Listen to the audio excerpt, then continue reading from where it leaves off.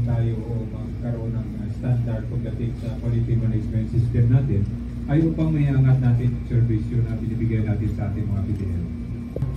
To my team, pinagmamalaki ko kayo.